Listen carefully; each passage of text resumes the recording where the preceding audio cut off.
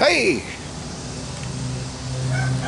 Alright guys, good weather, but alright guys, I want to start a little series with you guys, maybe to help some of y'all who maybe you haven't really got started yet growing anything, and you kind of maybe procrastinating a little bit, or maybe trying to get some information together to help you get started because you're not really sure what to do, how to do it, what you should do first. So I want to start a little series, and you know, it's called the Start Now series, and I think you can start now. I think you should get it out of your head. If you hear people that say, man, it's just things are too bad now, it's too late to get started, man, don't listen to that. It's never too late. It's never too late, okay? Just get started. Okay. Let's talk about getting started. So one of the first things that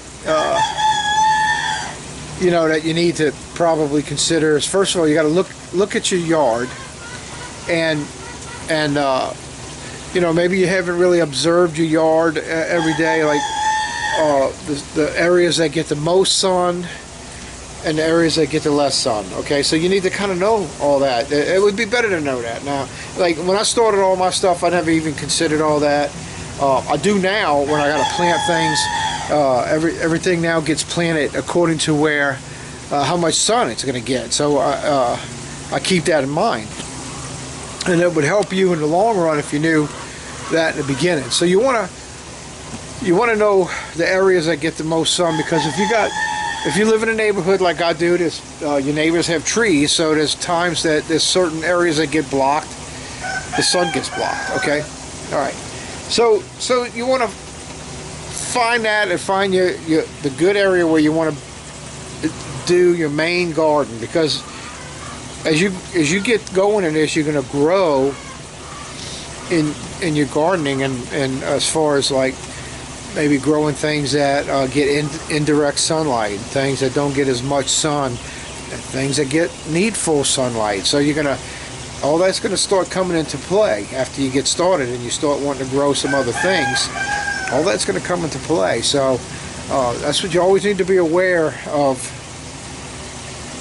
what you're planting, how much sun it needs, and then the placement of it in your yard. Okay, let's say. So now look, I'm a backyard homesteader in the city, and that's my heart really is to reach out to people that are in the same situation as me. Okay, and not that I'm against the other homesteaders, I'm not, because I'm looking for property and I want to venture out and I want to get more property and get bigger in what I'm doing. But there's been some things that's caused me to not do that yet, because of bad choices I made in life, financial choices I made, got me stuck where right now I'm stuck. Okay, but regardless if you're stuck or if you're free or whatever it is in your life, you can still grow wherever you're at. And that's what I'm trying to show people on my channel, is that, hey, I'm in a city-sized backyard and I'm growing a lot of stuff. Okay, and I'm getting myself ready and prepared to be able to take care of my family when it hits the fan. Okay, all right. So, and it's amazing, because in my life, I'm going to share some things with you that nobody taught me none of this. It just happened for me, and I see now that it was God leading me in much of what I do now, and where I'm at and how I do it and everything I'm doing. It was God that led me. That's all I can say, you know. So number one, I would probably start with like preparing the ground, preparing your soil, and because that's something that I did unknowingly. Okay, now when I first started getting into gardening by accident, I came across someone who had horses, and they told me about, well, man, people come and get the horse manure all the time because they say it's some of the best stuff to use to grow your food, your vegetables in. So I said, oh, okay. So I had a little Ford Ranger pickup truck back then. This is in the early 90s, so mid 90s when I started this, early 90s. And so I went and got, they filled me up. Free horse manure. And I had a little area in my yard, and I made me a garden. And actually I had went and got several loads of it and really built it up kind of high. And man, I planted everything. Tomatoes, cucumbers, peppers, squash, zucchini, eggplant, you know, whatever, you know, I can't remember, it's that far ago, but a lot of stuff. I had a lot of stuff, and man, it grew fantastic in the horse manure. All right, so first thing, what I would suggest, you know, no matter where you live, you could drive a short distance to find maybe some horse stable somewhere. Okay, go visit them, talk to them, see if you can get you a load, 2 or 3 or whatever size garden bed you're going to make, or your area for your garden. Get you some horse manure and use that. And now I didn't mix it in the ground. I mean, I dug up my ground, got the grass out, and then I actually got some lumber. I don't remember where I got the lumber from. And I kind of bordered it off, and I filled it in. Okay, they call that a raised bed today, which back then I had no clue. Okay, I didn't know the language of none of this, so I wouldn't have told you back then that I was making a raised bed, because I didn't even know that existed. Okay, just kind of let you know. So I just kind of did all this off the cuff, and like I said, being led by the Lord, not really even knowing it or realizing it. So I made my first raised bed in 1991, and so I made a raised bed. Like, again, didn't know it was a raised bed, but I filled this thing up with horse manure, and I planted in it, and everything grew tremendously. So I would recommend try to get a contact with horse manure. That's something. Now, you know, of course, if they know anything, they know that if you plant in fresh horse manure, it's going to burn your plants. So a lot of these places have a pile that they've been like when I went to get the horse manure, this lady had 3 piles, and she said, this pile over here is what they call the gold. It's been sitting here for like 3 years, and she goes, this is what you want. So she gave it to me out of there, and sure enough, it was like gold. It grew, my stuff grew tremendously. I was so successful at my first garden that's what kept me going on this. Okay, now there was a long period of time where I didn't grow, because we had Hurricane Katrina in 2005, and from Katrina till 2010, I didn't do anything. Okay, no growing of nothing. I didn't have time for it. Okay. So there's things you need. You need garden tools. You need a rake, a hoe, shovels, different types of shovels, maybe different types of rakes, light rakes, hard rakes, whatever. Yeah, they got these little hand tillers. I have one that I use because I don't have no gas tiller. I have a hand tiller, and y'all seen me use it here on the homestead. Matter of fact, here it is here. Got this at Home Depot. Okay. Matter of fact, though, I got it for free. I didn't buy it, but I'm just letting you know it came from Home Depot. One of these right here, like that. And I use this. I use this so much that I wouldn't know what I would do without this. Okay. I use this. This thing, I've been having it a long time. It's made very well, and this is all you really need. Now, yeah, it would be easier if I had a gas tiller. Yeah, it would be. But this thing here, this could get into areas in your garden where you ain't really got to pull up everything, and you can work around trees. You can work around other plants without pulling everything up, and you can specifically get in areas, and you stick it in the ground and twist it, and get the grass or weeds wrapped in it, and you get to pull it out by the root. It comes out, and it really works really well. I highly recommend that for backyard homesteaders.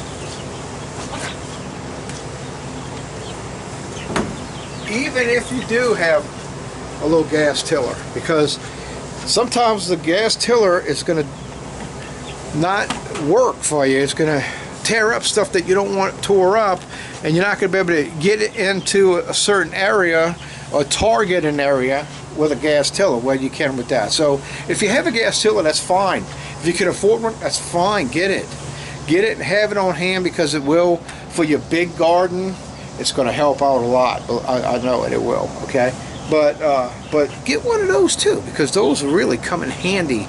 I love it to death. I really like it. Okay, so you know, just in case you don't know what some of the tools are, let me. I got some sitting over here because I've been doing some work.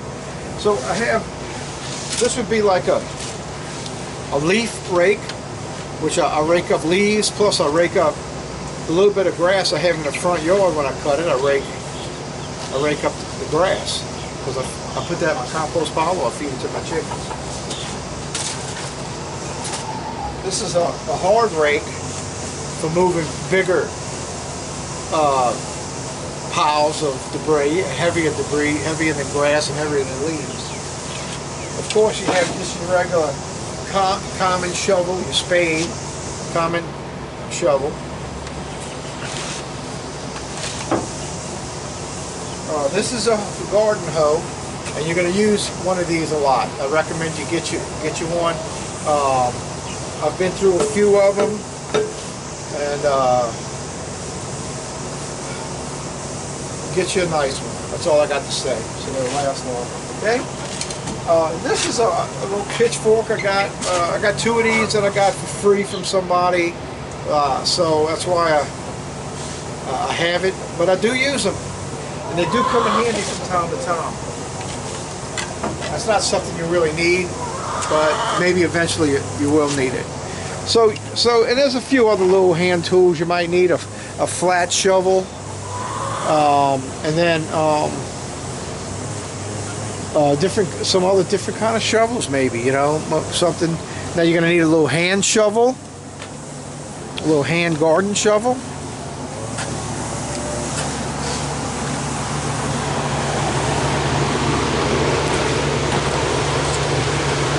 Like this. I use these like crazy, and because I have elevated beds, I use this a lot. Okay, this is like a hoe. This is a little tiller, breaks up the ground. So when I get inside these beds like this or like that, you know, I use this end to break up because this is good for getting air in the soil. See, when you do this around plants, it causes air in there, and actually you'll see major growth in your plants when you keep it kind of tilled up a little bit. So those are some of the tools that you might want to consider. Now, tools are pretty expensive, so I would recommend you start hitting garage sales. Okay, I picked up a lot of what I have from garage sales because you can pick them up really, really cheap. You'd be surprised how much this stuff will cost you. Get your source for horse manure. I recommend that highly, and I guess I'm doing it. I recommend that because it was how I started off, and it really worked very well.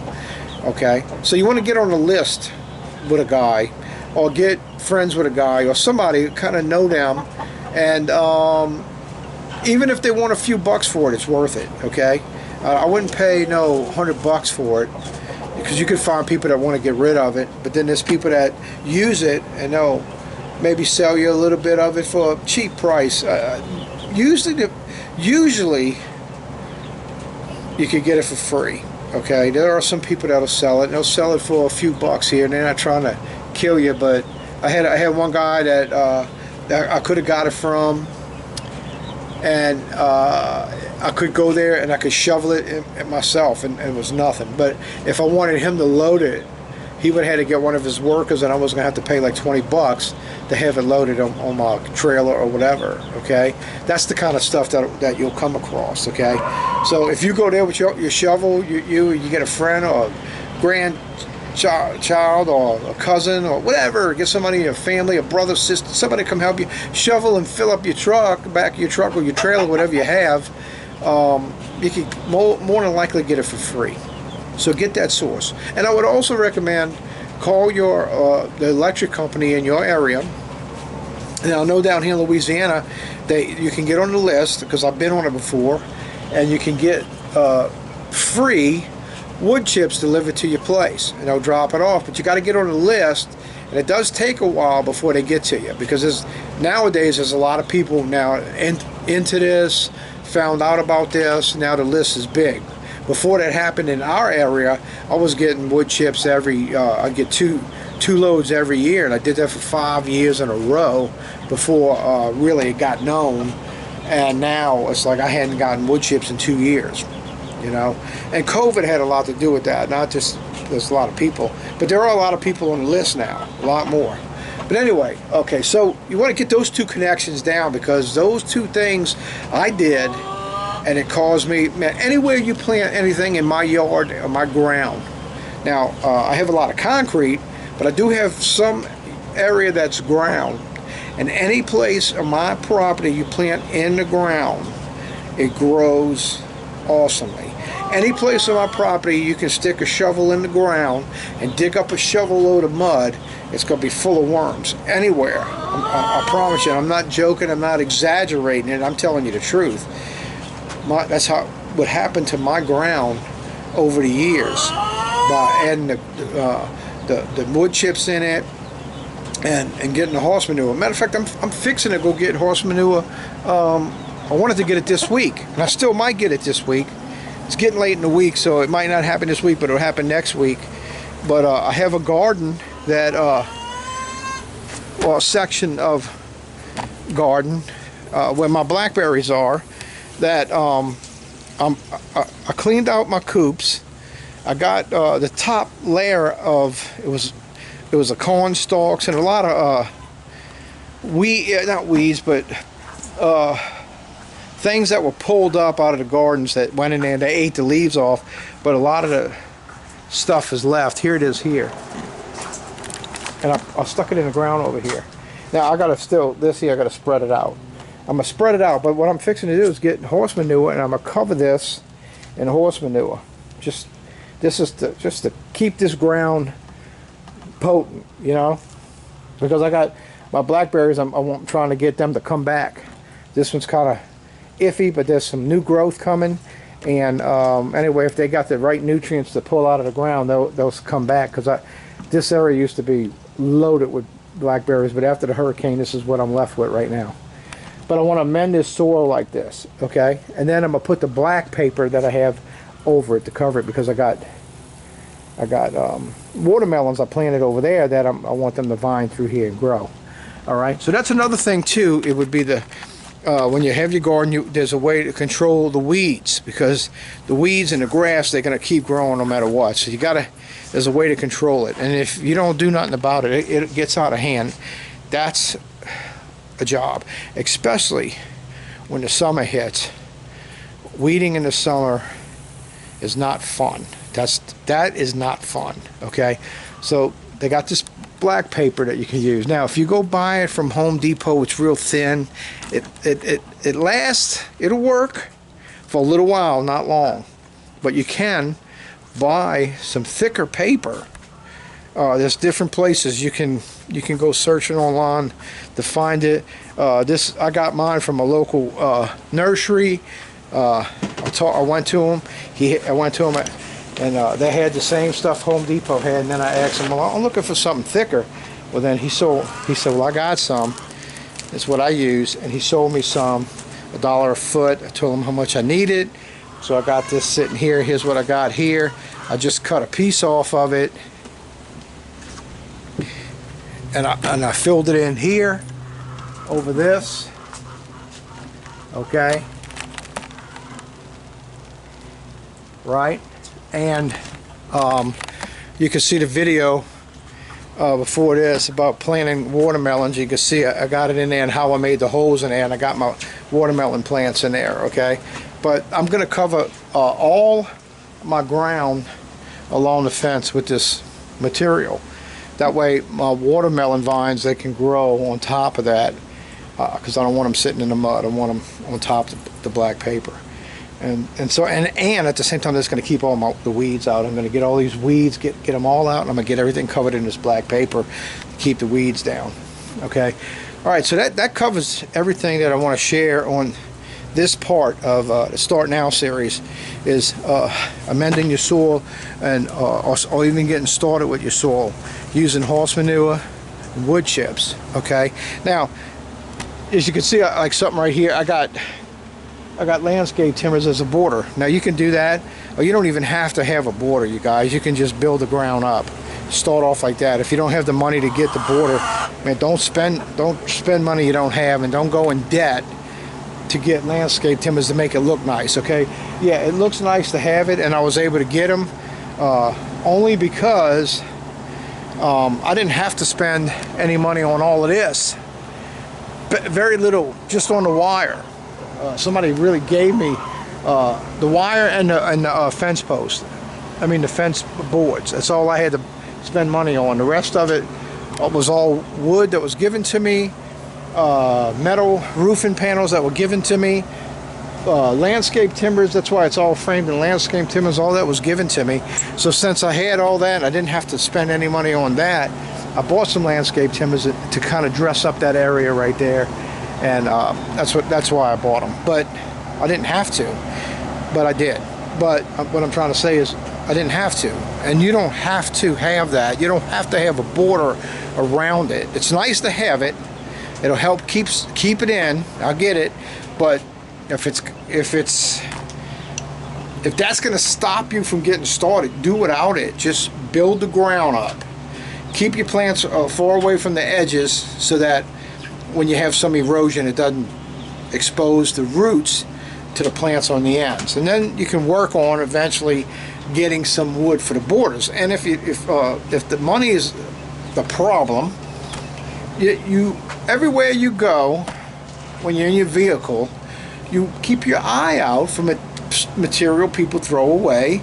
You get on Craigslist, people are always throwing stuff away. You just get you some used material and use it. I did that for years with all my elevated beds. And my elevated beds, I still, now I'm doing the containers, which I didn't pay full price for those. I got them for like 25 cents a piece from a nursery that had a bunch of them just laying around.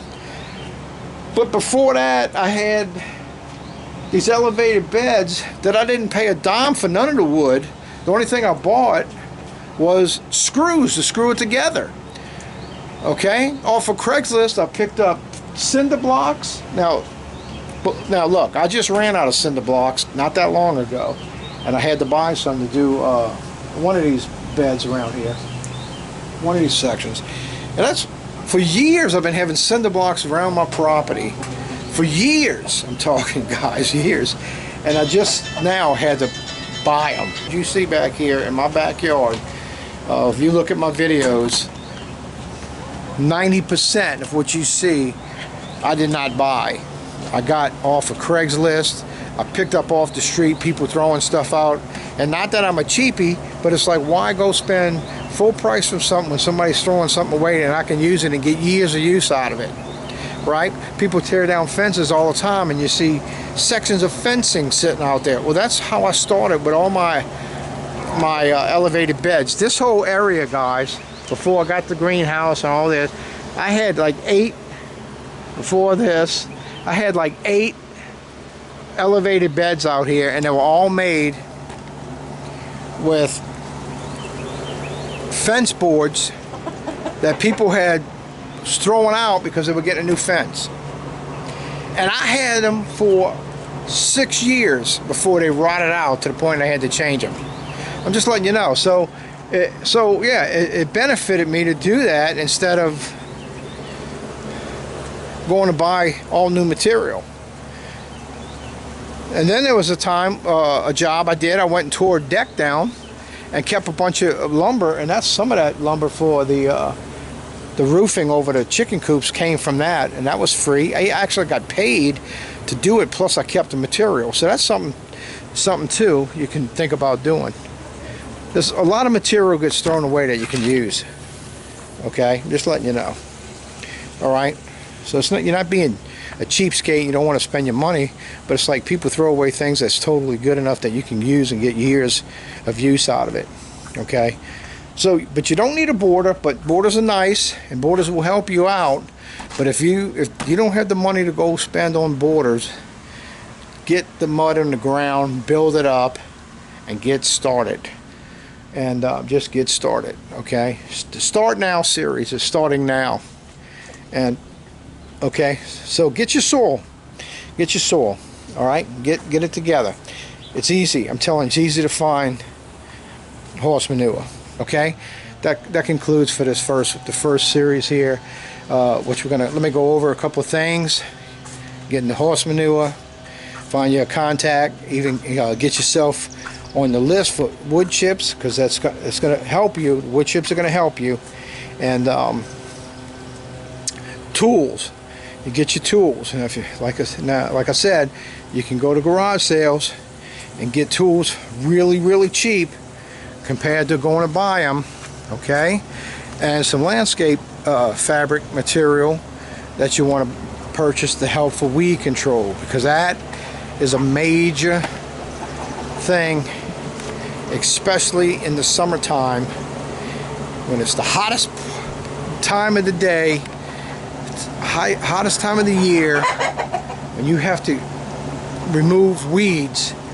That is a job, that is the part that's not fun in homesteading. That's what's not fun in growing your own food and having a garden, is pulling those weeds out in the middle of the summer. Okay, all right guys, I hope that helps out some of y'all. I hope that'll give you some idea. Maybe now you might have things started, and the horse manure thing might be a light bulb that went off. So man, this would be a good thing for me to, I need, I've been doing gardens for a little while, and I need to build my soil back up some. I need to raise it up a little higher or whatever. Go get you some horse manure. I promise you, now there's going to be some stuff that's going to grow in it. There are some, because of some of the stuff that's in the feed for the horses, but it's nothing like you think if you didn't have it. Okay, and if you cover it with a fabric paper, it'll kill the weeds, and you can just make the holes for your plants to grow, and it'll be beautiful for you. So okay, all right guys, so that's gonna conclude today's video on the Start Now series on preparing your soil. It's 4 points in there, man. If this helped you out, give me a thumbs up, a like, even comment, and man, please subscribe to my channel if you haven't. If you knew it starting a garden, and you have some friends and y'all talking about doing it and they knew, man, please have them subscribe to my channel. That'll help me out, and hopefully we'll get some information out for you guys to help you get started.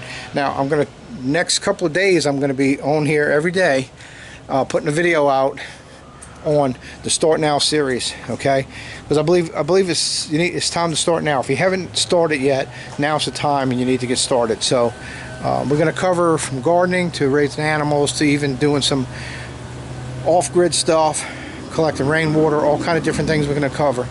And so stay tuned. Okay, so see you tomorrow on the next video, and you guys be blessed. See you.